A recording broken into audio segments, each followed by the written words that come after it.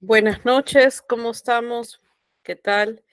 Buenas noches a todos los que están por ahí conectados.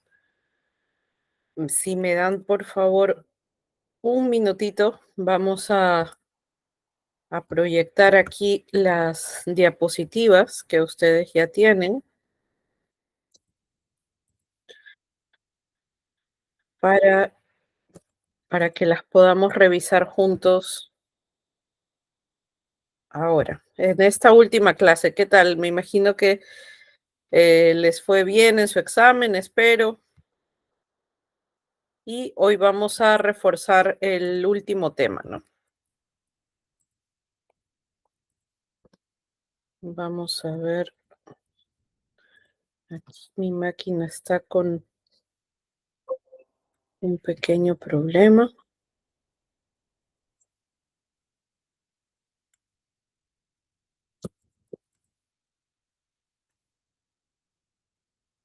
Ya, ok, acá está. Vamos a proyectar.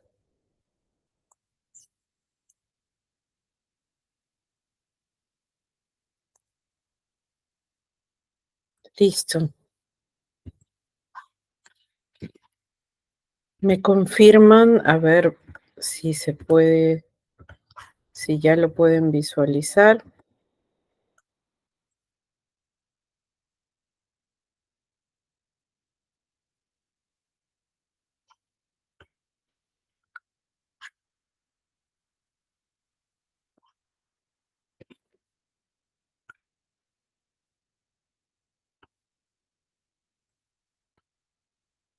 A ver, creo que aquí está. Ya, listo. ¿Se puede ver ahí, chicos? Buenas noches, listo. Muchas gracias, Monse. Eh, vamos a Vamos a repasar hoy el último tema del curso de primeros auxilios y nos toca hablar un poquito de las enfermedades de aparición súbita. Hablamos de síncopes, epilepsia, ACV y vamos a repasar un poquito también de la normativa y de la importancia de los botiquines, ¿no?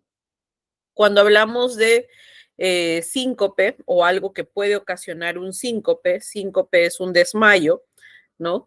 Eh, Nos ponemos a pensar un poquito en las causas y esto vamos a repasar un poquito alteraciones de la conciencia que pueden ser ocasionadas por alguna crisis de diabetes mellitus, crisis hipertensivas, crisis convulsivas, ¿no? Y una convulsión causada por epilepsias también, ¿no?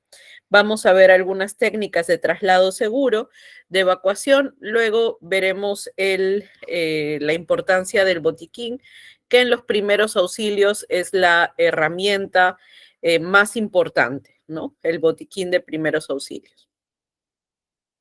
Recordemos un poquito, ¿no? Es nuestra última clase, pero quiero recordar y repetir lo que mencioné en la primera clase, ¿no? Y la importancia del criterio paz. P de protege, A de avisa y S de socorre. Entonces, nunca se vayan a olvidar de esto, por favor. Hoy se acaba nuestro curso, pero siempre recuerden que cuando hablamos de primeros auxilios, hay una norma que es muy importante. Primeros auxilios para el protocolo, para cualquier atención brindada por primeros auxilios, es primero paz, protege, avisa, socorre, ¿no es cierto? Entonces, recordemos esto ante cualquier emergencia, sea el tipo de emergencia que sea un corte, sea una fractura, sea un paro cardíaco, sea una quemadura, un atragantamiento, asfixia, lo que sea que vayamos a atender, lo primero que tenemos que pensar es paz. Protégete a ti mismo como rescatista, como brigadista, que vas a dar la atención, ¿no? Y protege a la víctima también, ¿no? Avisar, avisas al servicio de emergencia, a los números de emergencia que habíamos repasado, 116, 106, SAMU, 115, policía, ¿no? Los números de emergencia que debemos saberlos de memoria para saber a qué servicio de emergencia debemos notificar o avisar para que venga en ayuda, ¿no? Luego de que estoy seguro en una zona segura, yo y la víctima que voy a ayudar, luego de que ya avisé a alguien para que vengan a ayudarnos, a una ambulancia, o que ya al menos le dije a mi compañero, tú anda llamando a emergencias mientras yo voy a ayudar, si yo ya avisé, ya di la orden, entonces lo que pasamos es recién ahí a empezar nuestras técnicas para socorrer o ayudar a esta persona. Dentro de lo que es asistir, socorrer a la persona, hacemos una valoración primaria, que también lo vimos en la primera clase. ¿Está lúcido? ¿Está inconsciente? ¿No? Le digo, señor, señor, si no lo conozco, ¿no? Si lo conocen, Enrique, María, ¿no? Señor, ¿estás bien? ¿Cómo estás? ¿Responde? No responde. Si la persona no responde, ¿qué pasamos a hacer inmediatamente? Funciones vitales, primera clase también. Respira, mirar su abdomen, si se eleva, no se eleva, escuchar el ingreso y salida de aire por la nariz, ¿no? La forma para ver la frecuencia respiratoria. Veo si no respira, me voy al pulso, frecuencia respiratoria y pulso. Arterias, en las arterias podemos palparlas para sentir el pulso. No tiene pulso, inmediatamente empiezo maniobra de RCP, ¿no es cierto? Si la persona está lúcida, me responde así, aunque adolorida o asustada, la persona está lúcida, tiene respuesta, entonces lo que hacemos es buscar lesiones, ¿no? A ver, ¿qué te hiciste? ¿Te cortaste? ¿Te caíste? ¿Cómo fue? ¿Dónde te has golpeado? ¿No? Entonces buscamos lesiones. Si la persona pues solamente se desmayó de repente y se despierta, buscamos si ha tenido algún golpe en la cabeza, brazos, si se cortó, pero si no tiene nada, pues la colocamos en posición lateral, de costadito, decíamos, de seguridad, es la posición lateral de seguridad para que si la persona empieza a vomitar, empieza a tener alguna hemorragia, pues entonces nosotros no se vaya a broncoaspirar. Entonces la colocamos en posición de seguridad y pues esperamos que llegue el servicio de emergencia, ¿no? Entonces, esa es la valoración primaria que no debemos olvidar. Muy importante, chicos, para cualquier emergencia, sea la emergencia que sea de las que hemos repasado en estos días. Recuérdense, siempre es importante el criterio paz, presentarse con la persona que vas a ayudar, que la persona te dé su consentimiento de tocarla, de examinarla, de revisar y, pues empezar con la evaluación, ¿no? Entonces vamos a ver aquí algunas alteraciones de conciencia. ¿Qué cosas puede ocasionarnos que la persona, que que la víctima, el paciente, pierda la conciencia, ¿no? Se desmaye o pierda el sentido por algunos minutos. Entonces vamos a ver algunas emergencias que pueden ocasionar esto. Pero antes de entender este proceso, tenemos que entender algo más importante, que es el sistema nervioso, ¿no? La conciencia, si queremos hablar de conciencia, ¿quién maneja la conciencia? Digamos, ¿quién prende y apaga el nivel de conciencia? Es el cerebro, ¿no es cierto? El cerebro es el órgano principal que es el comandante de todo nuestro sistema nervioso. Y para eso él se comunica, digámoslo así, mediante mediante los nervios. Si queremos llevarlo a algo más simple para que todos lo puedan comprender, el cerebro sería como, hablando como en en el CPU o en temas de electricidad, no lo sé, como la gran fuente de información. Pero para que esta gran fuente de información, de energía, pueda comunicarse y hacer que yo en este momento esté moviendo mis manos, que yo esté hablando, que mi lengua se esté moviendo, que mis pies estén sintiendo frío, para que el cerebro pueda descifrar, pueda hacer todo esto, él se vale de, digamos, sistemas de comunicación, de cable, de redes, digámoslo así, de cables, que son los nervios. Los nervios viajan a través de todo el cuerpo, desde mi cuero cabelludo hasta la punta de mis pies, tiene nervios. Estos nervios están conectados con el cerebro, que el cerebro está mandando para descifrar, eh, sentir las sensaciones. Yo puedo sentir si alguien me toca por la espalda, por el hombro, puedo sentir si hay frío, si hay calor, ¿no? Puedo estar percibiendo algunas otras cosas que mis oídos, mis ojos están viendo, ¿no? Gracias a esta transmisión de información que cumplen el sistema nervioso, ¿no? Los nervios.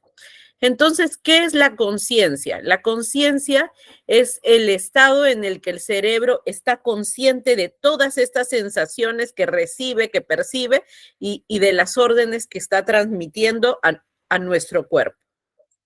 La pérdida de conciencia es cuando nuestro cerebrito de pronto se apaga, ¿no? Por ahí en algunos, es como la computadora cuando se queda colgada, dicen, ¿no? Se apagó. Esa es la pérdida de conciencia. Es cuando nuestro cerebro de pronto, por breves, sea por un instante, sea por segundos, el cerebro por algún momento se apaga, ¿no? Y nuestro cuerpo se desmaya o queda completamente inconsciente de manera prolongada, que a eso le llamamos un estado comatoso, ¿no es cierto? Quedó en coma, su corazón late, sus sistemas fluyen, eh, todavía tiene, digamos, tiene pulso, tiene respiración, pero el cerebro está completamente apagado, ¿no? Entonces a eso le llamamos el coma, que es una alteración de la conciencia. Lipotimia. Lipotimia es transitorio. Por un momento mi cerebro es como que se apagó, pero luego desperté y digo, ¿qué pasó? No me acuerdo nada. A eso le llamamos lipotimia. Y epilepsias, las epilepsias es este síndrome de enfermedades que es como si en nuestro cerebro hubiera ocurrido un cortocircuito, que entonces el cerebro empieza a transmitir información a todos nuestros nervios, pero de manera tan acelerada que todo nuestro cuerpo se sacude, toda la información, ¿no?, que se transmite a todo nuestro cuerpo no se procesa bien y de manera involuntaria hay movimientos de sacudidas en todo nuestro cuerpo, ¿no? Entonces, estas son las alteraciones de conciencia más comunes que puede haber en el sistema nervioso. Y vamos a ver cómo podemos actuar en los primeros auxilios ante este tipo de alteraciones que se pueden presentar, ¿no? Entonces empezamos con la lipotimia. La lipotimia, que es de las emergencias, llamémoslo así, o urgencias que son más comunes en cualquier persona, ¿no? ¿Quién no vio alguna vez en su vida desde que era niño a otra persona desmayarse en algún momento, ¿no? Entonces, eso le llamamos lipotimia, en algunos casos síncope, ¿no? Que puede deberse por distintas causas, ¿no? La lipotimia es la pérdida o disminución del estado de la conciencia debido a que no está llegando suficiente oxígeno al cerebro. ¿Quién lleva el oxígeno al cerebro? La sangre, ¿no es cierto? Entonces, si no llega suficiente sangre a mi cerebro, mi cerebro no va a poder trabajar. El cerebro necesita estar bien oxigenado, pero si no llega el fluido sanguíneo, pues el cerebro puede tener un estado o una alteración de la conciencia, ¿no?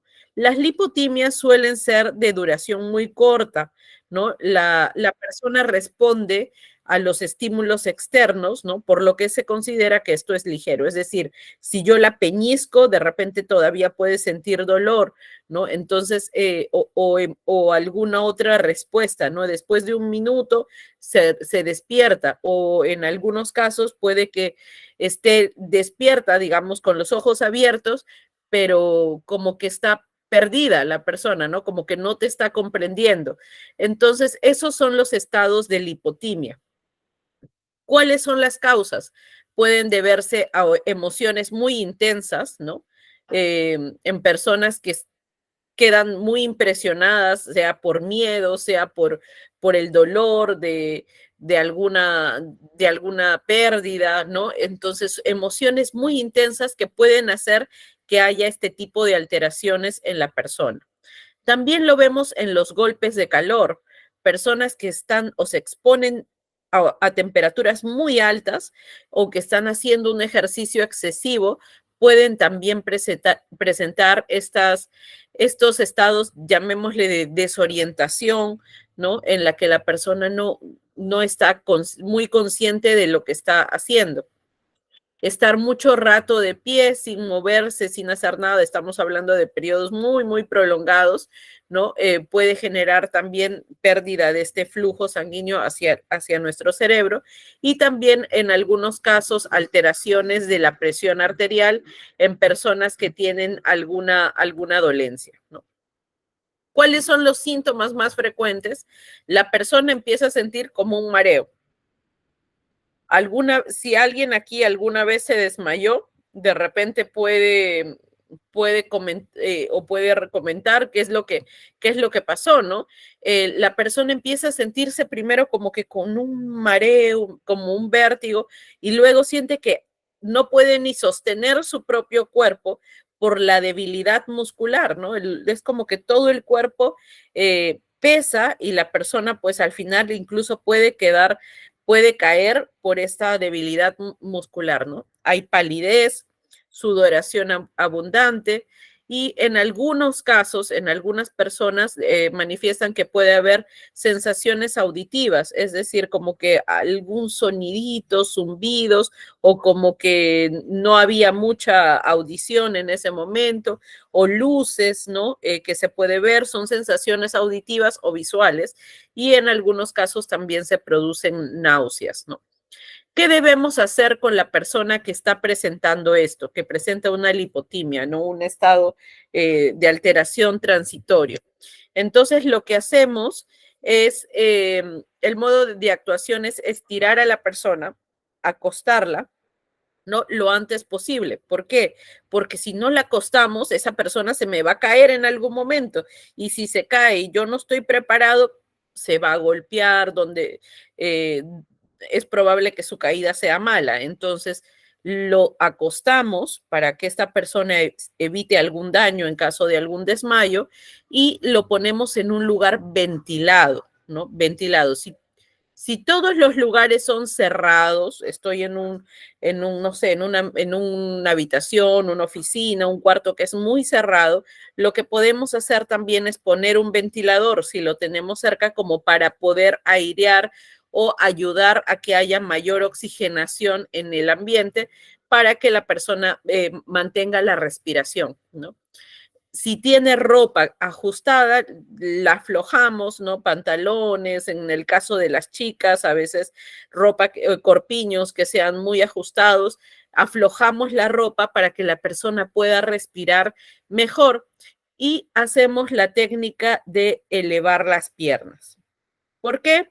Lo habíamos comentado que lo hacíamos también en el estado de shock, ¿no? Elevamos las piernas para ayudar al retorno venoso, para ayudar a que el flujo sanguíneo se mantenga sobre todo en zona del cerebro, y abrigamos a la persona, ¿no? Porque va a tener esa sudoración, esa hipotensión, ¿no? Entonces podemos abrigar también a la persona.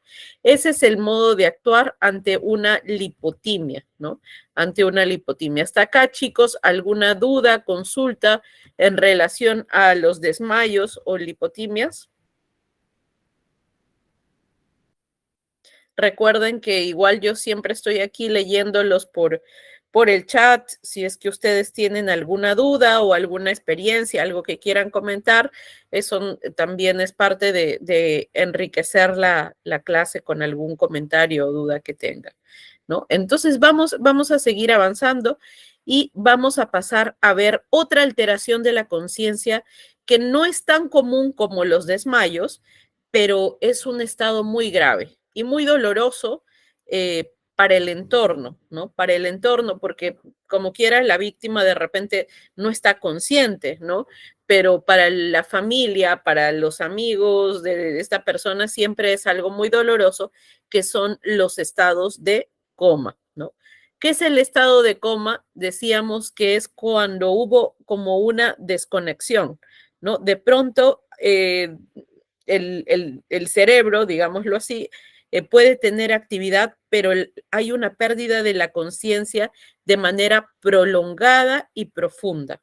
Es decir, esta persona está inconsciente, es decir, puede incluso tener los ojos abiertos, pero no está conectada, llamémoslo así, ¿no? No está, su cerebro no está conectado y no hay respuesta a estímulos externos. Es decir, los neurólogos o en las pruebas neurológicas se hacen ciertas pruebas, ¿no? Que los habíamos comentado un poquito en la primera clase también cuando decíamos evaluar los sentidos, ¿no? Decíamos, vemos pupilas. Entonces, esta persona incluso puede tener reacción pupilar, ¿no? Pero está completamente desconectada, ¿no? Cuando hay estímulos, cuando quiero, pueden hacer pruebas de sensitivas, ¿no? De dolor, pinchar con algo o peñiscar para ver si la persona con un estímulo doloroso se despierta o percibe, ¿no? Esta sensación, pero la persona no responde, ¿no? Al frío, al calor, es decir, la persona está completamente, llamémosle así, desconectada, es una pérdida de conciencia y esto pasa de manera prolongada. Estamos hablando de días, incluso meses, en algunos casos años, ¿no? Las personas han quedado en estado comatoso y pues para esto no hay un tratamiento que los despierte, ¿no? O sea, hay muchas cosas que se pueden hacer, pero básicamente todavía sigue siendo eh, difícil de tratar estos estados comatosos, ¿no? Entonces, ¿cuáles son las causas más frecuentes que pueden ocasionar un estado de coma? ¿No? Las causas pueden ser un traumatismo. La persona tuvo un duro golpe en la cabeza o en la columna vertebral, que después de la cabeza, que es la que contiene el cerebro, ¿no? Está la columna vertebral, que también tiene la red, llamémosle así, de circuitos, ¿no? Donde pasan todos los nervios. La columna vertebral, por ahí están todos los nervios que se van a distribuir a todo nuestro cuerpo, ¿no? Entonces, un traumatismo, un golpe muy fuerte en esta zona, sea en la cabeza, sea en columna, pueden generar alguna alteración y dejarnos en algún estado comatoso. El exceso de la ingesta de alcohol, ¿no? Algunos fármacos, combinaciones de algún tipo de tóxicos, de drogas, también en exceso pueden generar un estado de coma, ¿no? La inhalación por monóxido de carbono también en algún momento se le llamó como la muerte feliz, ¿no? En alguna época, hace muchos años atrás, era una gran causa de suicidios, ¿no? El monóxido de carbono era la forma para muchas personas que se quitaban la vida por intoxicaciones con el monóxido de carbono, ¿no? Sea del gas de la cocina, sea de los carros, ¿no? Con los tubos de escape y esto también en algunos casos no les llegaba a quitar la vida y pues solo los dejaba en estado prolongado de coma, ¿no? Entonces, esto hay que tener mucho cuidado también con ingesta de alcohol, combinaciones de algunos fármacos, ¿no? Causas metabólicas tenemos, es decir, que la persona no lo buscó, que no ha querido, no ingirió nada, sino que pueden tener algunas enfermedades que los hacen más susceptibles a entrar en un estado de coma, puede ser la diabetes. ¿Alguna vez han escuchado del coma diabético, no? Cuando la persona ya llegó a niveles tan altos o tan descontrolados que el cerebro pues ya no lo puede procesar y entra a la persona en estado de coma. O problemas hepáticos, ¿no? Donde hay tanta toxicidad que también puede llegar hacia nuestro cerebro, que el cerebro puede entrar en estado de coma y algunas otras causas que pueden ser las causas neurológicas, como epilepsia, embolia, hemorragias cerebrales, ¿no? Esas son algunas de las causas que pueden predisponernos a quedar en en un estado comatoso, ¿no? Por aquí, Angibel nos comenta que, exacto, ¿no? Eso fue un desmayo. Dice, una vez me paré, vi negro, se me fueron las piernas, hablábamos de debilidad muscular, alteraciones visuales. Aquí ella nos está comentando un poquito más de eso en su experiencia propia, ¿no? No vi nada, una alteración visual, se me iban las piernas al suelo, debilidad muscular, ¿no? Y después de eso me levanté. ¿De qué estamos hablando? De una lipotimia, ¿no es cierto? De una lipotimia que es más conocida también como un desmayo, ¿no? Pero la palabra como tal es una lipotimia, ¿no? Entonces, Angie Bell, así es, ¿no? Eso es un desmayo, es una lipotimia. Si nos despertamos ahí en 1 minuto, 2 minutos, ¿no? En 15 minutos, una duración corta, hablamos de lipotimia. Coma, un estado comatoso, es cuando la persona pasa días, meses, años sin despertar. Entonces, esa es la diferencia de una lipotimia con un estado de coma, ¿no? Un estado de coma es prolongado y la lipotimia es de duración corta, ¿no? Los síntomas más frecuentes de que una persona puede entrar o que está en coma va a ser el total estado de inconsciencia. Lo sacudo, le peñisco, le hablo, le lloro a la persona y la persona por nada del mundo despierta, ¿no? Por nada del mundo despierta. Sin embargo, sin embargo, tiene funciones vitales. Recuerden, ¿cuál era el criterio de RCP? No responde, no hay pulso y no respira. En cambio aquí, no responde, sí tiene pulso y sí respira. Entonces, ¿debo hacer RCP a esta persona? No, porque tiene pulso, porque está respirando, sin embargo, no hay estado de conciencia, ¿no? Entonces, la persona no responde a ningún estímulo, ¿no? Peñisco, le sacudo, no responde ni siquiera al estímulo doloroso, ¿no? Le estoy peñiscando fuerte y la persona está completamente dormida, ¿no? Esos son los síntomas frecuentes del coma. La persona está inconsciente, pero tiene pulso, respira y la persona ni siquiera responde al estímulo doloroso, el estímulo externo. ¿Qué hacemos con esta persona? ¿Qué hacemos? Lo que podemos hacer es casi lo mismo que hacemos eh, con una persona que ha pasado una lipotimia, un desmayo. Aflojamos la ropa para tratar de que esta persona pueda mantenerse respirando, ¿no? La abrigamos para que no pierda calor la ponemos en posición de seguridad. Recuerden que primeros auxilios es hasta que venga la ambulancia o las personas para derivarla al hospital, la ponemos en posición lateral de seguridad. ¿Por qué? Para que si vomita, empieza a tener algún problema, pues no se vaya a broncoaspirar, para que la lengua, recuerden, tampoco caiga hacia atrás y la mantenga respirando.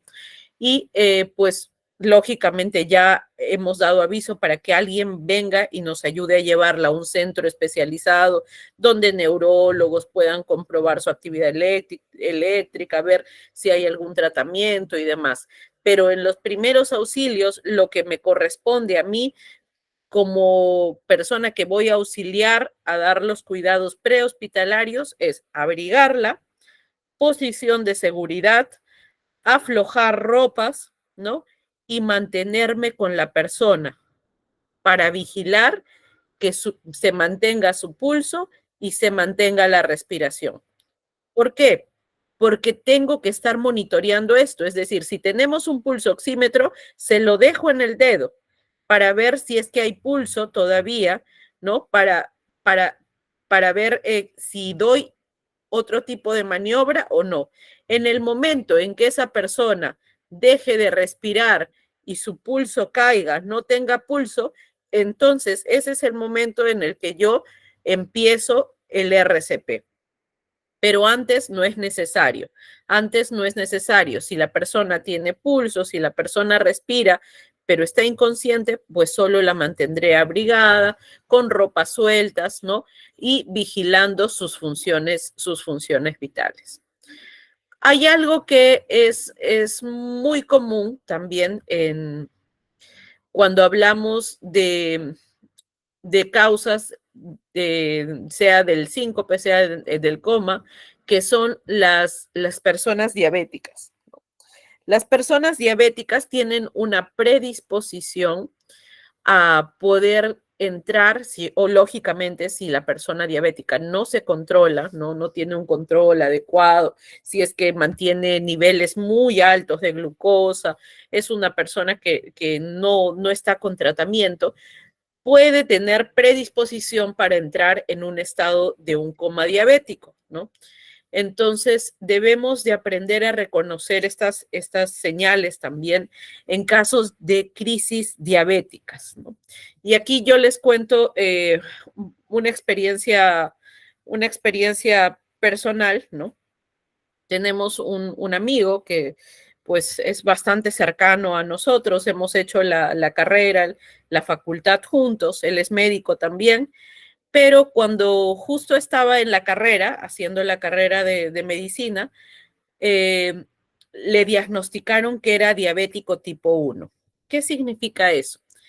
El diabético tipo 1, a diferencia del diabético que es tipo 2, es una persona joven comúnmente. Hay niños incluso que son diabéticos, ¿no es cierto? Esos son mayormente los diabéticos tipo 1. Y la diabetes tipo 1 en su mayoría necesita usar insulina, ¿no es cierto? Inyectarse a diario, varias veces al día, comúnmente inyectarse insulina, ¿no es cierto? Para poder controlar los niveles de glucosa. Cuando las personas recién están empezando a tener este tratamiento con insulina, muchas veces pueden pasarse un poco o comen algo muy dulce y se colocaron mucha insulina y esto puede llevarles a un desajuste que pueden entrar en crisis diabéticas, ¿no? O se olvidaron de colocarse la insulina y esto puede llevarlos a tener picos elevadísimos de glucosa en sangre. Y una crisis diabética, pues empieza a la persona a desconectarse, ¿no? Y aquí va la experiencia. Nosotros en clase, estábamos en clase, muy pocos amigos sabíamos de su diagnóstico, sabíamos que esta persona era diabética, ¿no?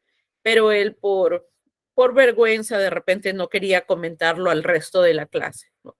Cuando de pronto salió a exponer con su grupo y en plena exposición, ¿no? Es como que yo aquí ahorita les estoy hablando y en plena exposición se perdió, es como que se desconectó y de pronto empezó a hablar en un idioma que nadie entendía, ¿no?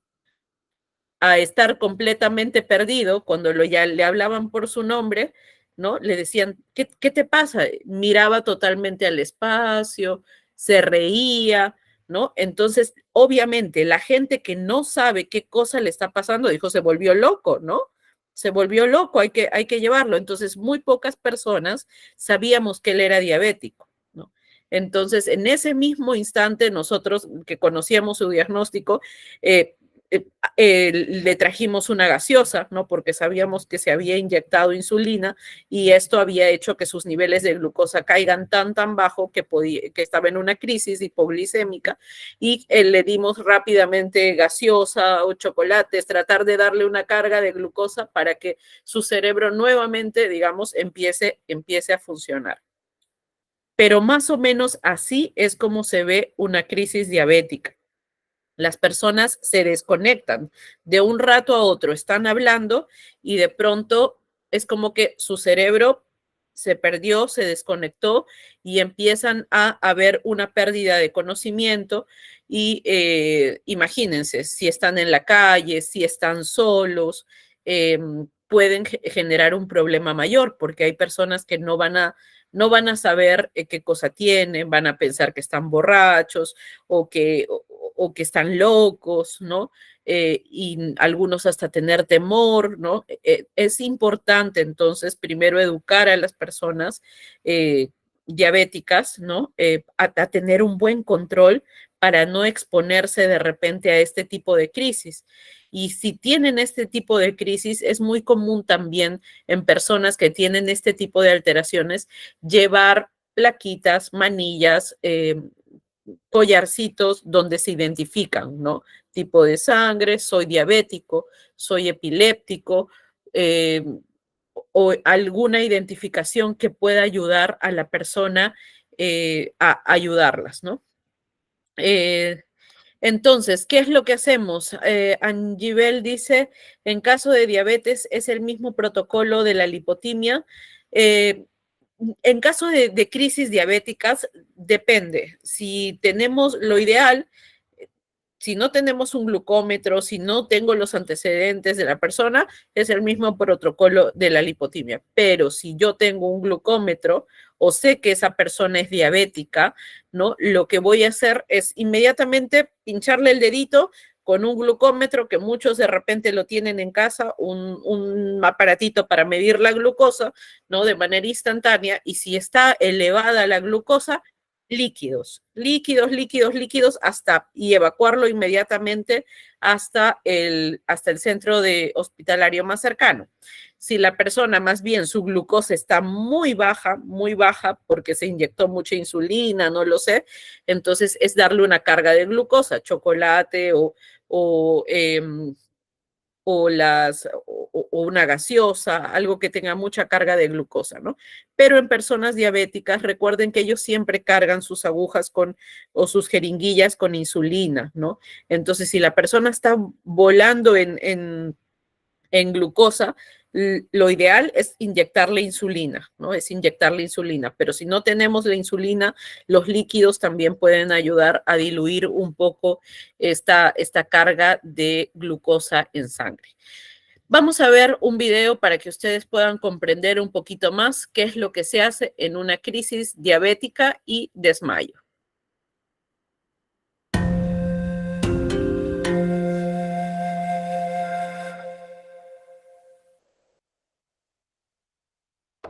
En este video aprenderás a ayudar a la víctima de una crisis diabética. La diabetes es una enfermedad que impide al cuerpo regular sus niveles de azúcar en sangre. Cuando los niveles de azúcar aumentan o disminuyen demasiado, la persona afectada podría desmayarse. Ante un caso como este, pregunta siempre a la víctima si es diabética.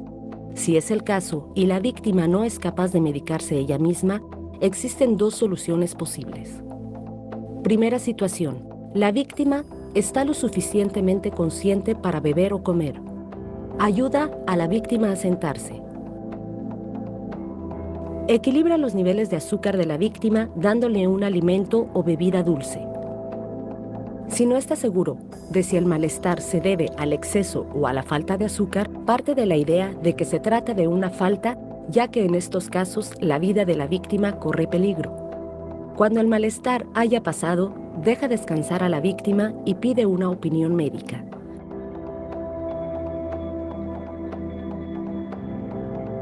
Segunda situación. La víctima ha perdido la conciencia o está confusa. En este caso, no le des azúcar.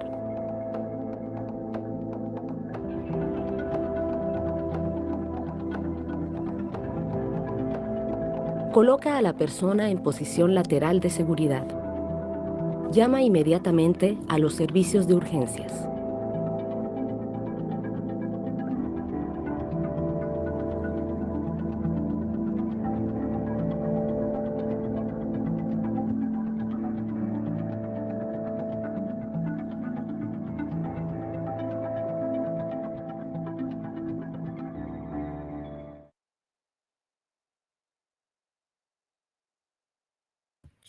Bien, creo que ahí nos puede quedar un poquito más claro de cómo manejar estas crisis diabéticas, ¿no? Si es que la persona todavía está despierta, ¿no? Lo que podemos hacer es darle glucosa, chocolate, una bebida, sobre todo gaseosa o algo que tenga mucha carga de azúcar para que la persona, su cerebro, digamos, empiece a reaccionar.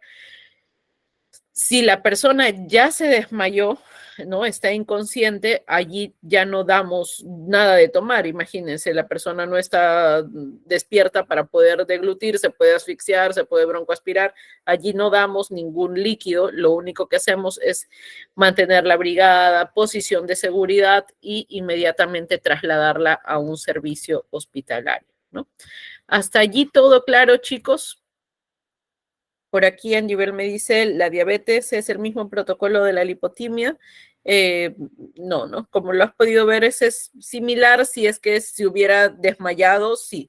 Pero si la persona está todavía consciente, pues damos glucosa para poder estabilizarla. Pasamos entonces a lo que son crisis convulsivas y epilepsia, ¿no? Que también es un caso bastante común. Alguna persona en algún momento de su vida vio, o si no lo han visto, es muy probable que lo vayan a ver, a alguna persona convulsionando, ¿no? Sea en la calle, que es a veces común donde pueden pasar estas situaciones en personas que sufren de epilepsia, ¿no? Cuando hablamos de epilepsia, estamos hablando de una enfermedad del sistema nervioso central que se caracteriza por producir crisis convulsivas, ¿no? Estas crisis pueden llevarlos a perder la conciencia y estas convulsiones son contracciones involuntarias, es decir, la persona no está consciente ni en control de su propio cuerpo. Es decir, si tú te acercas, puede que te tire un patadón la persona y no por eso es que ella lo está haciendo a propósito, está completamente su cuerpo descontrolado y va a empezar a tirar golpes, patear, o sea, en movimiento involuntario de brazos y de piernas. A esto le llamamos una convulsión tónico-clónica, pero la persona normalmente empieza, antes de la convulsión, es rigidez. Sus músculos se ponen tan duros, como una tablita, ¿no? Se ponen duros y luego de eso ya empieza las sacudidas en su mayoría de estados epilépticos, ¿no? La epilepsia es la causa más frecuente de las convulsiones, pero no es la única, ¿no? Algunas otras enfermedades también pueden ocasionar convulsiones, pero la epilepsia es la más común de ellas, ¿no? ¿Cómo actuamos ante una persona que está con epilepsia, ¿no? La epilepsia, como les decía, la persona no va a estar consciente de ella misma. Así que lo que nosotros tenemos que hacer ante cualquier emergencia es paz, ¿no es cierto? Protégete, avisa, socorre. Y dentro de eso de protegernos está ante todo, autoprotegerte, porque si tú te acercas a la persona puede que te golpee, puede que te patee, porque ella no va a estar en control de su cuerpo ni de sus movimientos. Entonces tú tienes que acercarte a esa persona con el debido cuidado para evitar lesionarte, porque imagínate que te acerques muy voluntariamente y pues la persona te tire un fuerte golpe y acabes tú también con alguna lesión, ¿no? Entonces, ante todo, autoprotegernos para atender o asistir a esta persona. Lo siguiente es que una persona que está en este tipo de convulsión, que se llama tónico-clónica, que es estas sacudidas incontrolables, ¿no? Del cuerpo, lo que hacemos es no sujetar a la persona. No podemos amarrar las manos, las piernas como para que no golpee, ¿no? No vamos a sujetarla, no vamos a inmovilizar a esta persona que está padeciendo el ataque epiléptico. Lo único que podemos hacer es evitar que esta persona se lesione, ¿no? Si cerca, no sé, está convulsionando y cerca tiene una mesa de fierro, no sé, lo tengo que apartar para que no se vaya a golpear contra este objeto que le va a causar un daño mayor, ¿no? Entonces es importante evitar que la persona se vaya a hacer un daño mayor durante esta convulsión, ¿no? Si podemos es proteger la cabeza, ¿no? Proteger la cabeza para que no vaya a golpearse contra otros objetos. Luego, en algunas personas, esto es un poco controversial, decían hay que colocar un pañuelo en la boca, algunas personas nos dicen no, es mejor que no abrirle la boca porque puede generar algún otro problema, ¿no? Lo recomendable es solamente cuidar la cabeza y la lengua, porque si colocamos un objeto, muchas veces puede que esta persona pueda morder, ¿no? O podamos obstruir las vías respiratorias también de esta persona. Entonces, lo ideal va a ser mantener la vía aérea abierta, ¿no? Que lo hacemos empujando la cabecita hacia atrás, ¿no? Cuando ya las convulsiones puedan cesar, lo que hacemos es colocar en posición de seguridad al afectado, ¿no? Una vez que la convulsión pasa, porque la convulsión en algún momento va a pasar, la persona la colocamos en posición de seguridad. ¿Para qué? Si empieza a vomitar, si empieza a tener algún otro problema, pues no se vaya a broncoaspirar, sino que pueda vomitar sin tener ningún otro problema mayor, ¿no? En todo momento, lo importante va a ser que controlemos funciones vitales, ¿no? Funciones vitales para ver si la persona sigue manteniendo respiración, pulso, ¿no? Para poder luego trasladarlo a un centro hospitalario, ¿no? Siempre recuerden, por más que la persona, pues ya luego de la convulsión pueda caminar, puede estar bien, recuerden que siempre es importante ir al centro hospitalario para que puedan valorar la situación, sobre todo en caso de epilepsias con neurología, que son las personas que van a tener que hacer ajustes en su medicación para evitar estas crisis convulsivas. Por aquí vi una manito levantada. Jacqueline. Sí, doctora, muy buenas noches, chicos. Doctora, una consulta. En este caso, mire, dado precisamente hablando de la epilepsia, en el centro de salud donde yo estoy ahorita trabajando, hay un pacientito, es un paciente recurrente, en este caso de que él dice que antes de que él llegue a convulsionar, él siente, 5 o 10 minutos antes, él dice que presiente. Entonces, a ver, yo era nueva en ese entonces yo normal, yo procedí a atenderlo para ver qué es lo que pasaba, ¿no? Entonces, pero él siempre venía con su medicamento ya en el bolsillo. Y cuando ya no tenía, él de todas maneras llegaba normal y después decía, señorita, lo que pasa es que me va a dar epilepsia, me va a dar epilepsia. Ya no llego a sentarme, decía. Entonces, yo lo miraba y yo decía, yo qué sé, para la epilepsia, hasta donde yo tengo entendido, no te avisa, pero él decía que sí. Ya, entonces, al transcurrir así, bueno, yo lo atendía, lo llevaba a tópico y vamos a administrar el medicamento. Pero ¿qué pasa? Que llegó a un punto en el que ya era en la mañana y en la tarde, en la mañana y en la tarde, y él llegaba.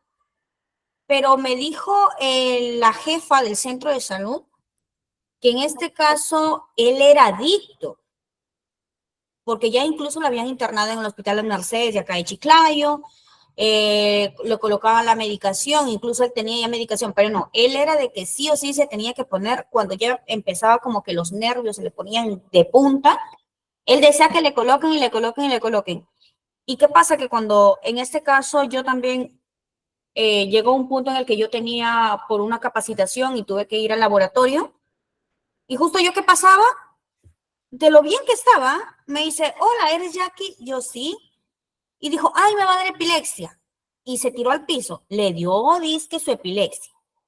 Y en el momento yo le digo, a ver, Brian, tienes que tratar de tranquilizarte, te voy a ayudar, sí, pero ya tranquiliza, te va a pasar, medicamento no hay. ¡Ups! Se le pasó la epilepsia y metió la mano al bolsillo y me dijo, colócame acá, y volvió otra vez a convulsionar.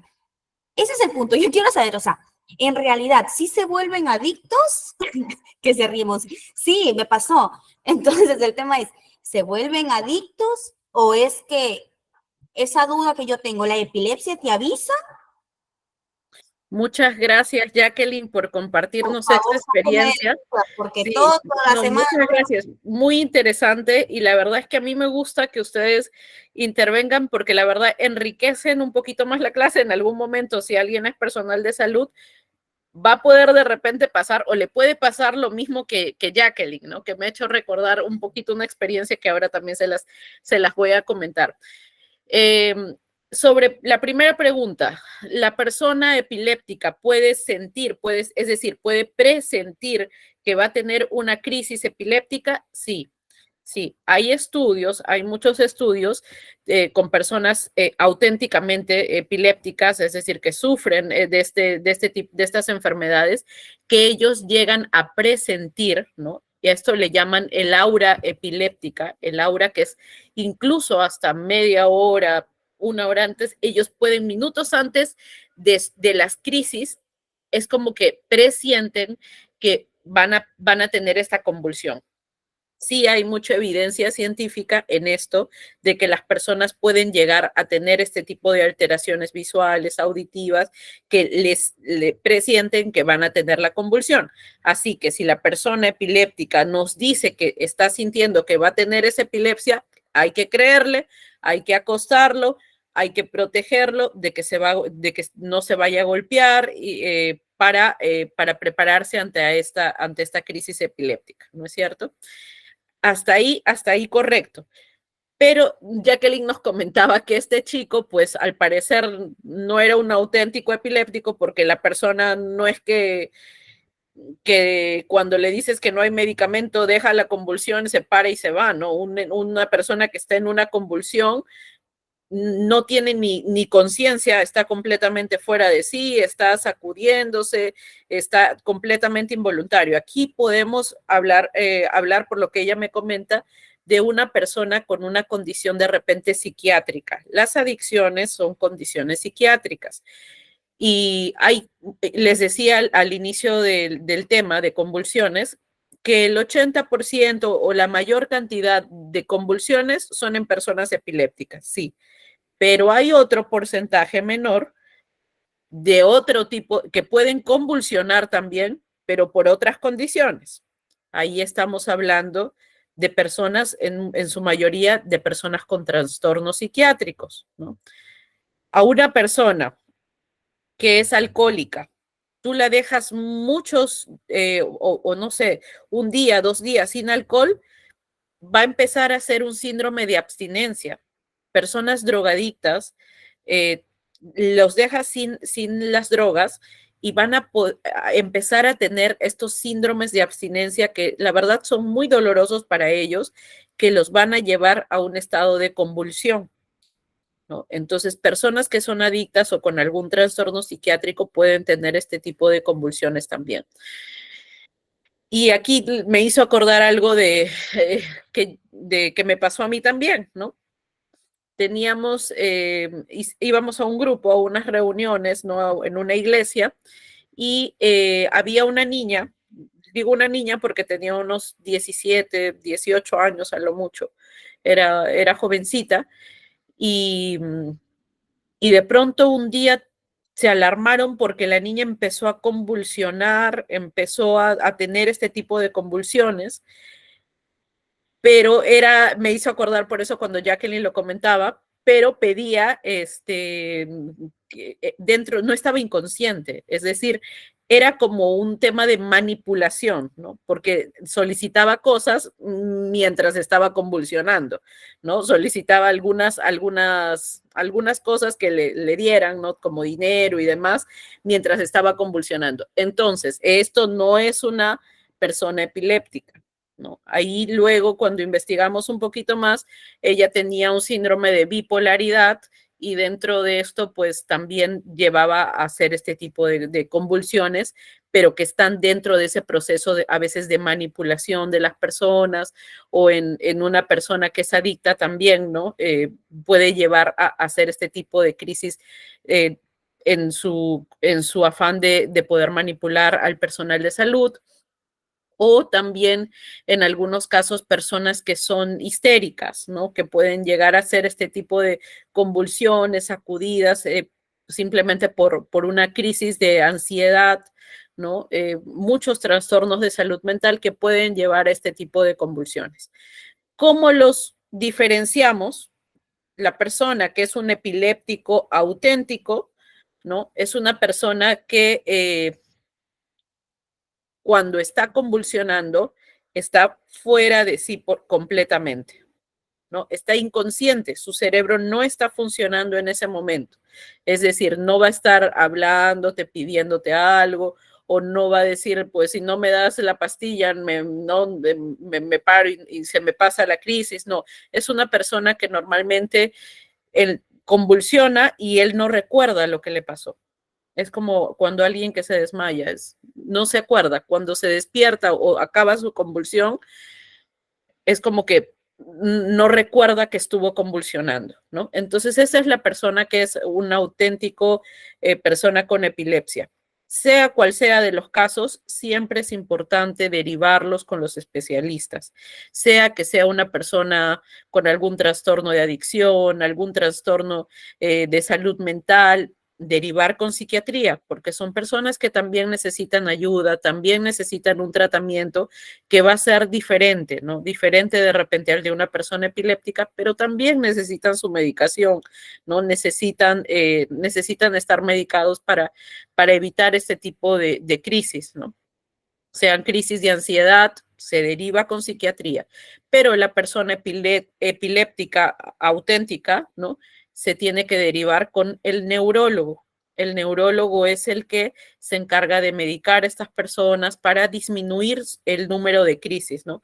Hay personas muy bien controladas con epilepsia que viven años, no conocen una crisis epiléptica, son epilépticos, pero no han convulsionado hace más de 5, 7 años, 10 años que no tienen una convulsión, porque están muy bien controlados, ¿no? Entonces, es importante siempre el control con los especialistas para evitar estas complicaciones, ¿no? Así que muchas gracias, Jacqueline, por compartirnos esta experiencia. Espero haberte podido ayudar un poquito a entender de repente estas crisis también.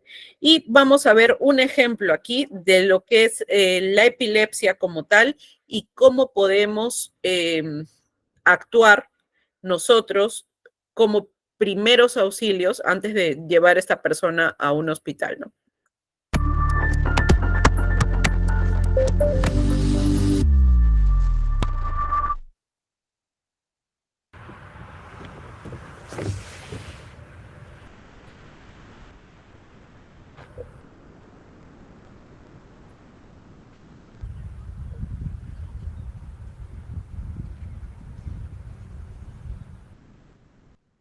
Ahora vamos a hablar sobre las convulsiones en niños. Hay muchas cosas que pueden causar una convulsión, podríamos enumerarlas todas, y son tan variadas, es increíble. Pero la cuestión es, ¿qué hacemos con el paciente que tiene una convulsión? ¿Y cómo sabemos cuándo llamar al 911? Muy rara vez tendremos un niño epiléptico que tenga una política que les dan a los educadores, donde no se supone que llamen a la ambulancia, porque se sabe que es epiléptico y hay un modo de tratarlo. Pero en la mayoría de los casos, y especialmente cuando no sabías que el niño era epiléptico o que había una política establecida, simplemente vamos a avanzar y tratarlos como si esta fuera su primera convulsión, sin importar cuál fue la causa. Vamos a asegurarnos de que la escena es segura, nuestro protector de RCP está disponible en caso de que esté en paro cardíaco, y vamos a seguir adelante y empezar a tratar al paciente con convulsión.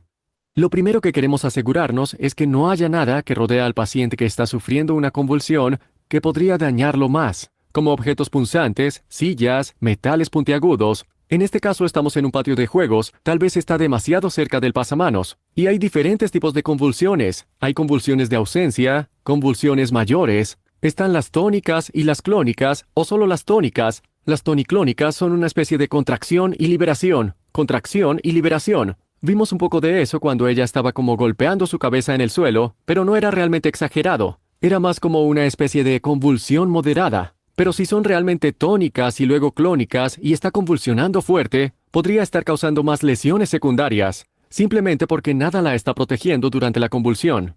En ese caso, si tuviéramos algo suave, podríamos colocarlo bajo su cabeza, enrollar un abrigo, una sudadera, una toalla, un pañal.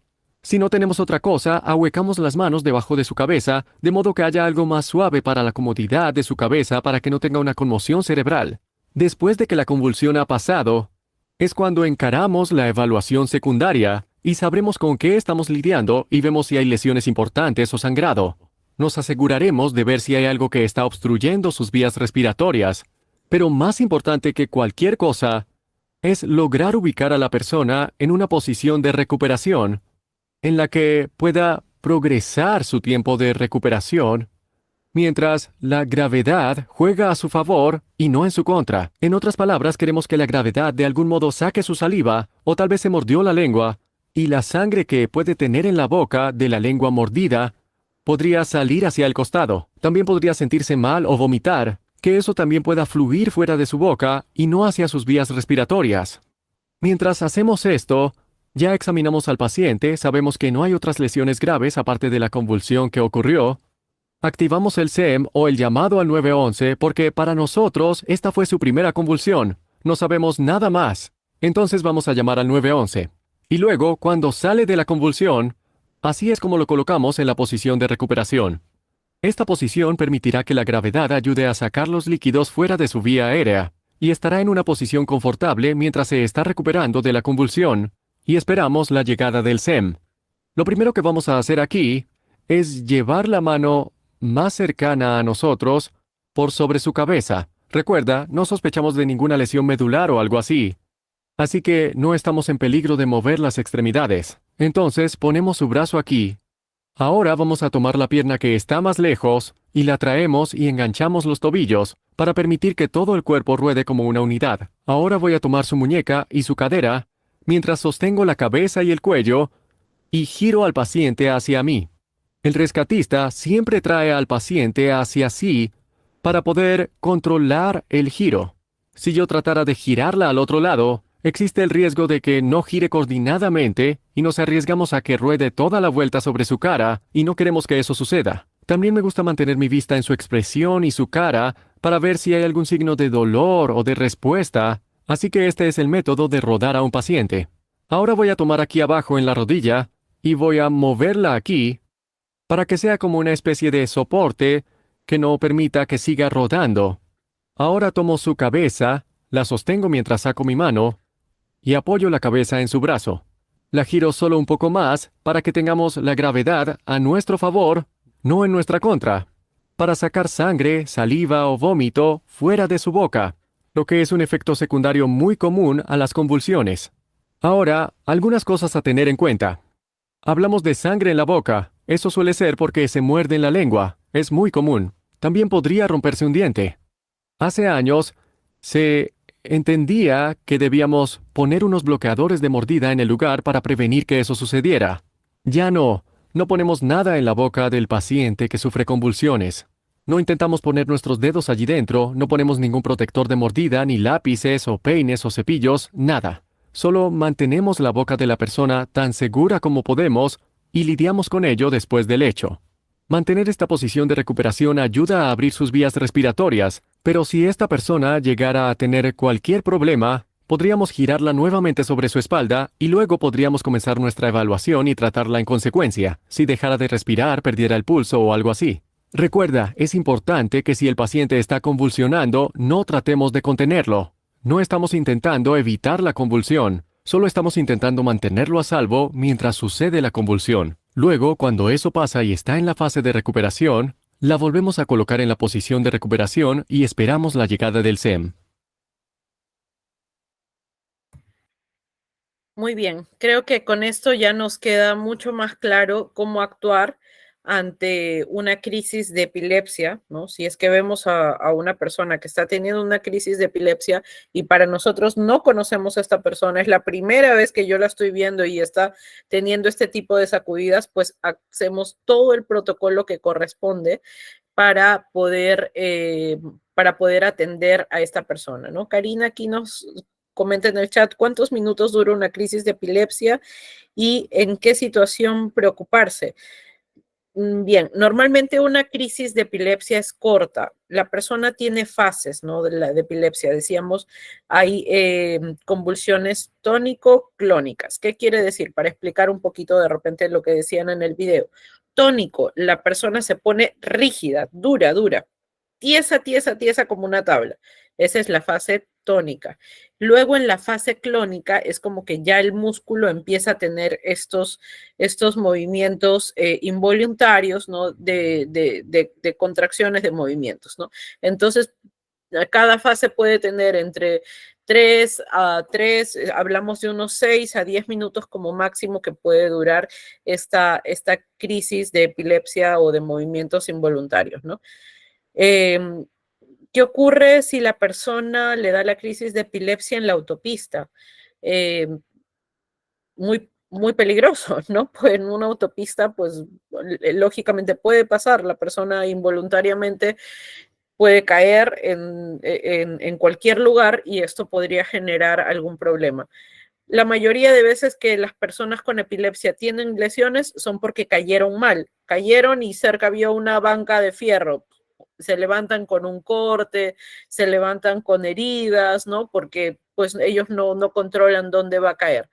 Nosotros como rescatistas, como personas de primeros auxilios, si vemos que una persona cayó en la autopista, ¿qué es lo que hay en mi cabecita? Criterio paz. Protege, avisa, socorre. Listo, me protejo yo mismo. Si veo que están viniendo los carros, pues tratar de hacer alguna señal o algo para poder evitar de que pasen, ¿no? Pero yo no me voy a meter ahí corriendo para de repente ser 2 accidentados, ¿no? Entonces nos protegemos. Luego de que los carros pararon, con ayuda de otra persona podemos arrastrar a esta persona, ¿no? Hacia un lugar seguro y dejarla a esa persona que tenga este tipo de convulsiones, de movimientos, pero en una zona segura. O podemos también dejar a esta persona en la autopista colocando triángulos, dependiendo cuántas personas me estén para ayudar, ¿no? Siempre dándole el espacio. Recuerden, la oxigenación es muy importante, triángulos de seguridad para tratar de desviar el tráfico hasta que la persona termine esta convulsión, ¿no? Dependiendo de las autopistas donde estemos y demás.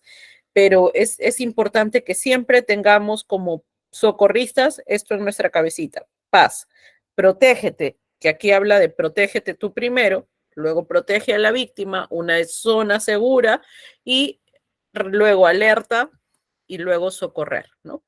Bien, chicos, en lo que nos queda de tiempo vamos avanzando con el tema siguiente, que es insolación, ¿no? Golpes de calor, que esto es muy común en verano, el verano que se nos viene, así como estamos sintiendo el frío ahorita, al menos aquí en Lima, en Perú, estamos llegando a los 9 grados, ¿no? Ayer hemos tenido la temperatura mínima del año.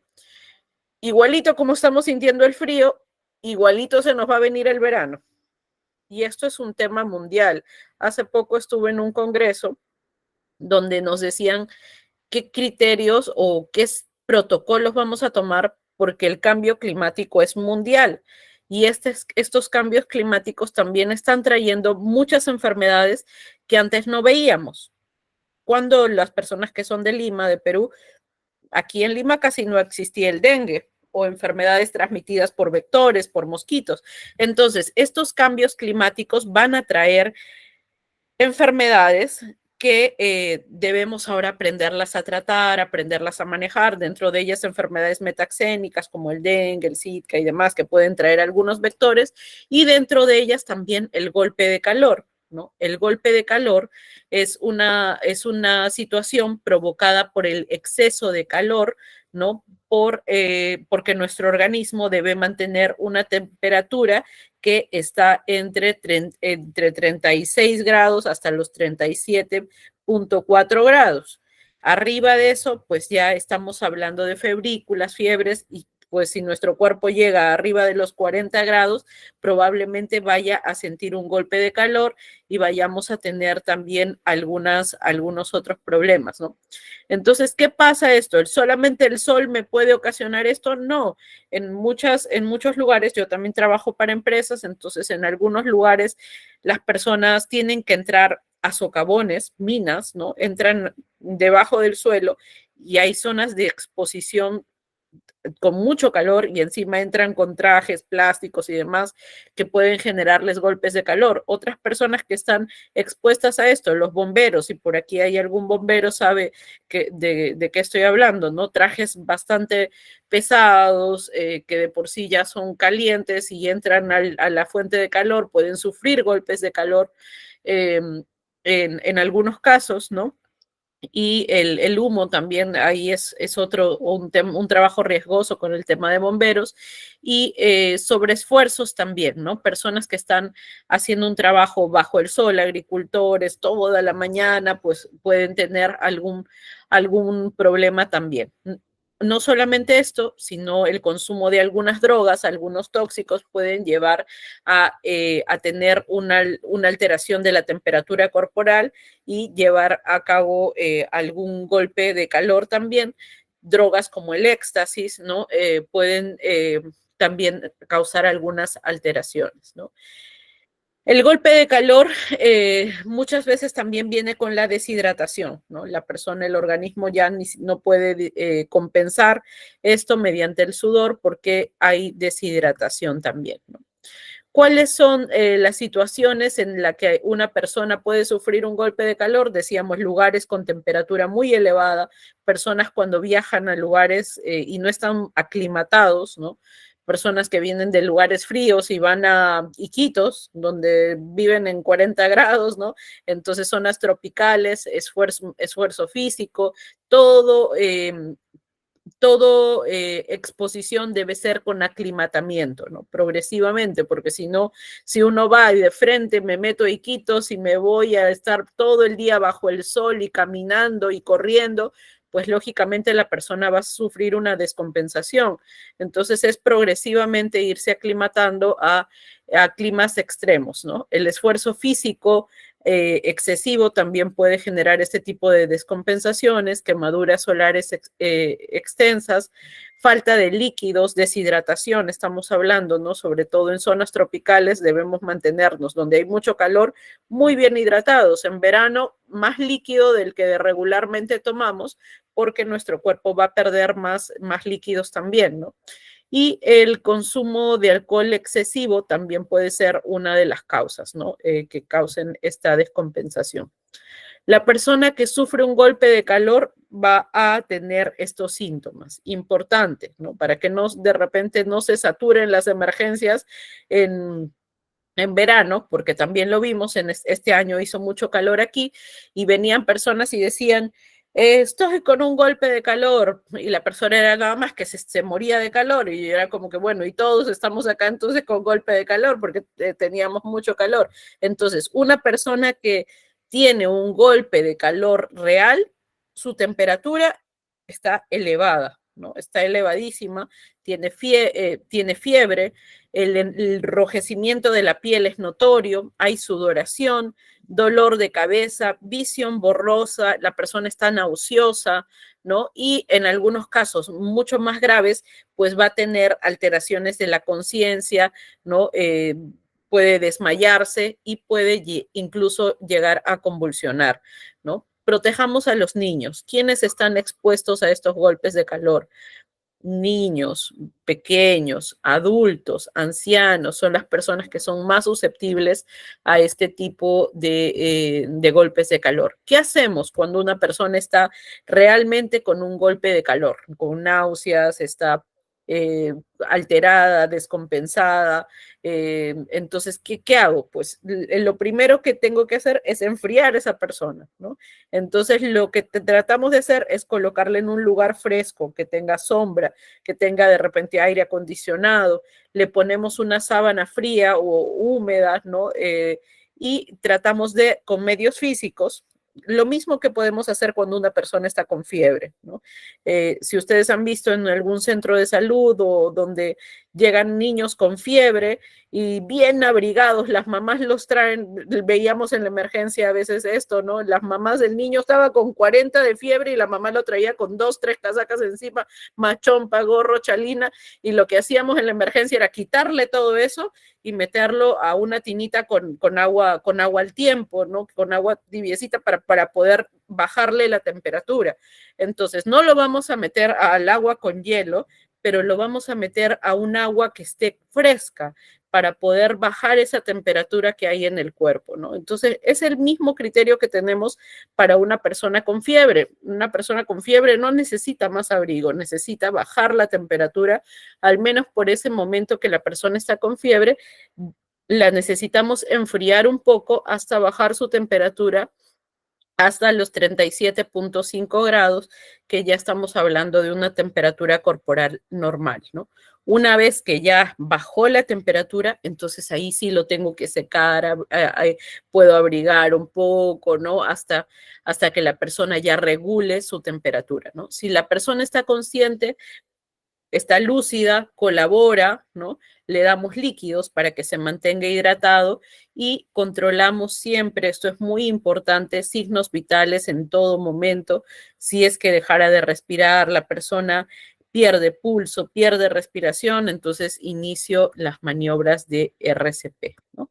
Esto en cuanto a temas de insolación. Aquí vemos un pequeño videíto, vamos a ver si lo podemos ver rápidamente. Habla de una persona sobre baja expuesta a calor, ¿no? ¿Cuál es el protocolo para actuar?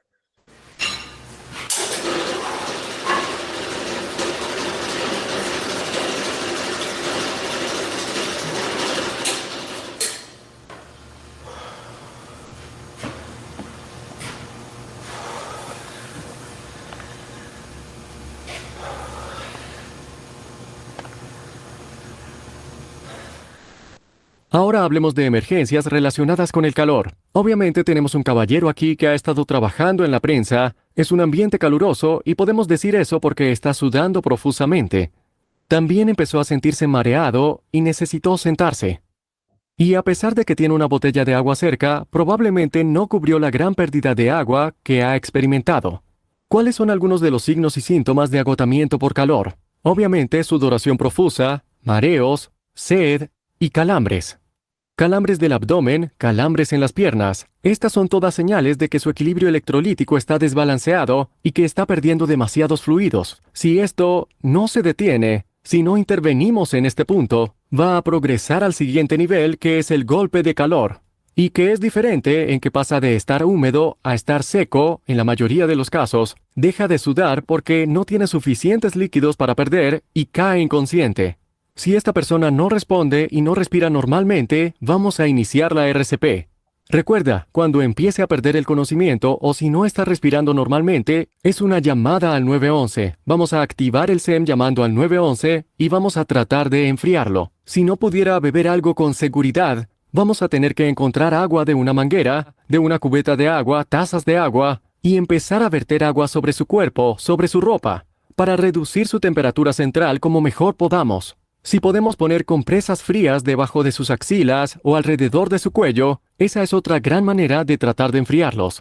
Recuerda, reconocer que una persona va a sufrir una emergencia relacionada con el calor y acercarnos a ellos y lograr revertirlo antes de llegar a un golpe de calor es la mejor manera de sobrevivir a este tipo de emergencia. Muy bien, entonces aquí podemos ver un poquito más el caso de golpe de calor, es mantener a la persona, regular su temperatura, disminuir su temperatura hasta que la persona ya esté en niveles normales y pues si cae inconsciente, pues sí es trasladarla a un servicio de emergencia. ¿Hasta aquí alguna duda, alguna consulta? Si no, vamos a pasar a la última partecita de nuestra clase. Ya estamos finalizando.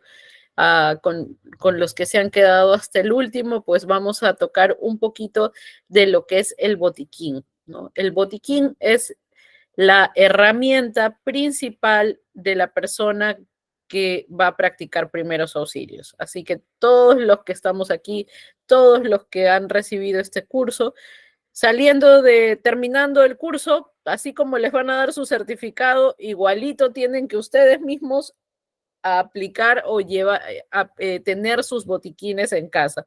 Imperdonable que una persona que sabe o que está capacitada de primeros auxilios no tenga su botiquín, no tenga su botiquín en casa. Y esto es algo muy importante. Y yo para dar el ejemplo, les voy a enseñar aquí el mío. Y acá lo tengo en casa, yo también tengo mi botiquín, ¿no? Y es que nosotros debemos manejar, uno en casa no sabe cuándo pueda llegar a necesitar la herramienta. En el botiquín uno ya lo va a ir habilitando de las cosas que son más necesarias y vamos a ver qué nos dice la norma, ¿no? La norma nos dice que los botiquines es un elemento indispensable y debe de contener los utensilios, medicamentos para brindar la primera respuesta, es decir, antes de llegar al hospital, ¿no? Entonces, un botiquín es práctico, es portable, lo llevo a todos lados, ¿no? Ustedes han visto aquí el mío, es como un maletín, es resistente al agua, es de plástico, ¿no?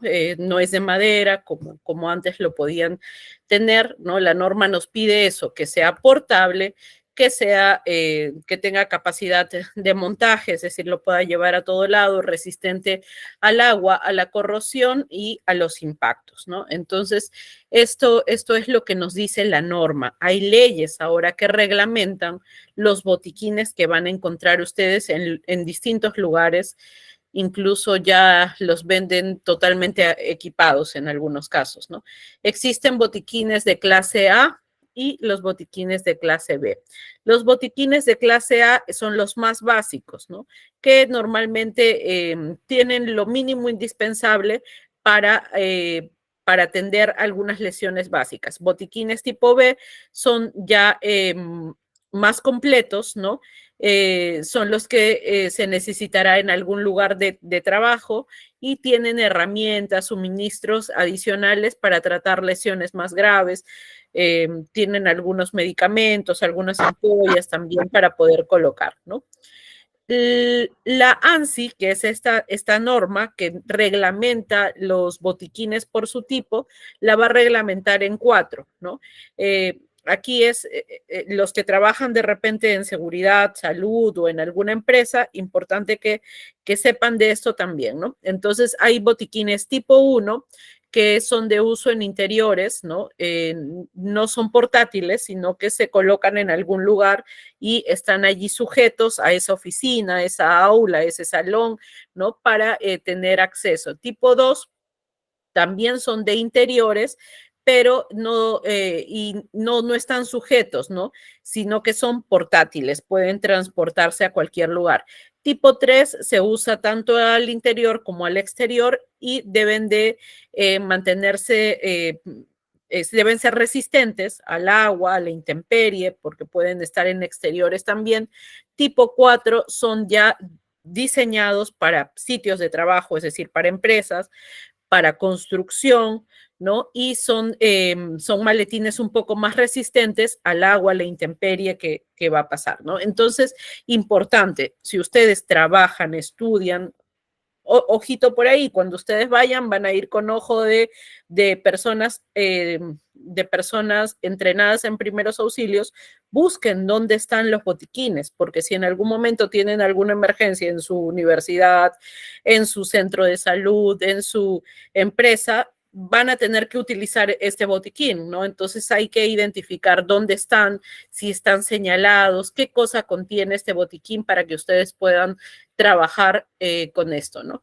Los locales tienen están obligados a tener este tipo de botiquines. Si no los tienen, están incumpliendo con una norma, ¿no? En el Perú, y están obligados a tenerlos en todos los lugares, empresas, y a monitorear que los medicamentos estén vigentes, a tener una revisión continua para revisar el contenido también. Contenido básico. Ahí ustedes van a poder implementar, saliendo ya del curso, ustedes van a comprarse su botiquín y empezar a colocarle lo mínimo indispensable, que es esto: 20 apósitos estériles, es decir, 20 gasas estériles, 2 parches oculares, 6 triángulos que pueden hacerlo ustedes mismos con trozos de tela para un vendaje provisional, gasas estériles, esparadrapo, vendas, guantes, ¿no? Una mantita que puede ser un polar para abrigar a la persona en caso que lo necesite. Venden unas boquillas si ustedes quieren ya hacerlo un poco más completo y quieren dar en algún momento respiración boca a boca a un desconocido, pues se comprarán esta mascarillita que es como una bolsita para poder dar respiración boca a boca a una persona sin contaminarme. Bolsas de hielo, gel pack, ¿no? Solución salina, curitas, algodón. Esto es lo básico que debe contener un botiquín de primeros auxilios. También podemos incluirle, si yo ya es mi botiquín para mi casa, puedo ponerle un pulsoxímetro, puedo ponerle pinzas, un tensiómetro, un estetoscopio, de acuerdo a lo que nosotros podamos tener en casa también para equipar nuestros botiquines, ¿no? Debe ser el botiquín de fácil acceso, debes conocerlos todos, dónde están, ¿no? En mi casa, por decir, lo conocen todas las personas, los niños saben dónde están incluso para poder atender cualquier emergencia. Y pues esto en las empresas está reglamentado, ¿no? Hay reglamentos de seguridad, salud, que obligan a las empresas, a los locales, a las universidades, a todo lugar que tenga y cuente con estos botiquines, ¿no? Esta es la lista que se debe tener para los botiquines, que haya una revisión de todos los meses para ver que cumplan con todos los implementos, que los implementos no estén vencidos, ¿no? Y el botiquín tiene que ser de fácil acceso, es decir, no puede estar muy alto encima de un estante, tiene que estar a una altura que todos puedan alcanzar, no menor a 1.3 metros. Viable también, si no tengo un botiquín, que tenga una mochila de emergencia. Y esto conciencia en nosotros mismos, como ciudadanos, como personas que vivimos en Perú y nos vienen advirtiendo de que en cualquier momento va a haber una emergencia.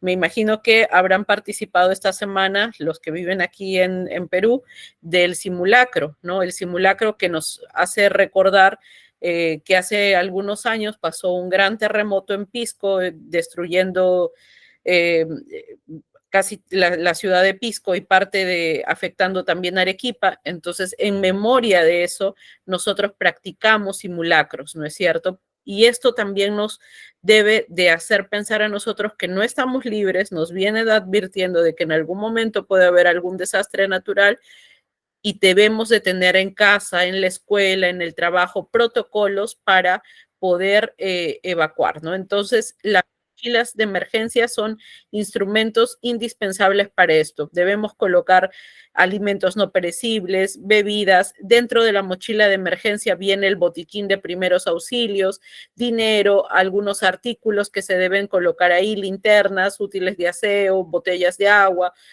una cuchilla, ¿no? Eso es cómo debemos habilitar nuestra mochila de emergencia. Y por último, voy a enseñarles aquí un videíto que es un protocolo de evacuación que en caso de emergencia. Es lo que hemos podido de repente vivir en esta semana en el simulacro, pero vean ustedes la organización de estas personas para poder salir, que yo espero que aquí en Perú, si tenemos una emergencia, sea de esta forma también, ¿no? En En caso de sismo, amenaza de bomba o explosión, protéjase primero debajo de los escritorios y espere las instrucciones de los brigadistas. El ministerio cuenta con 2 salidas de emergencia en cada piso en el costado oriental del edificio. Una vez dada la orden de evacuación, diríjase en silencio hacia ellas, ubicando una de sus manos sobre su cabeza y la otra sobre el hombro de la persona que se encuentra delante de usted. Las rutas de evacuación conducen a la salida de emergencia ubicada en la carrera 7ª. Luego diríjase a la Plaza de Bolívar y ubíquese a un costado de la estatua de Simón Bolívar. Recuerde que los visitantes son responsabilidad de los funcionarios.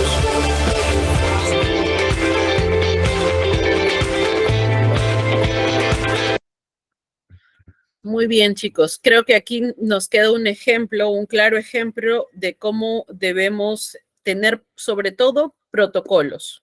Y estos protocolos no solo en el trabajo, porque, bueno, nos obligan, ¿no?, a hacer estos simulacros, sino que en casa también nosotros practicar, que los niños sepan dónde van a salir si están solos, o si vivimos en un edificio muy alto, en el piso 14, 15, ¿voy a usar el ascensor? No, ¿no? Entonces, explicar a nuestra familia también estos protocolos es parte de nuestro actuar como personas, como rescatistas, como personas de primeros auxilios. Conmigo creo que ha sido hasta aquí, ha sido realmente un placer estar con ustedes, estas 6 clases que me quedan muy chiquititas, muy, muy feliz en realidad de que hayan participado en este curso. Allí tienen mi nombre, mis redes, yo estoy ahí dispuesta a poderlos ayudar en lo que necesiten siempre. Muchas gracias a ustedes por participar a clase y estamos para ayudarlos y nos vamos a seguir viendo. Muchas gracias, chicos, cuídense, que les vaya muy bien y que apliquen todo lo aprendido, eso va a ser el mayor aprendizaje. Muchas gracias.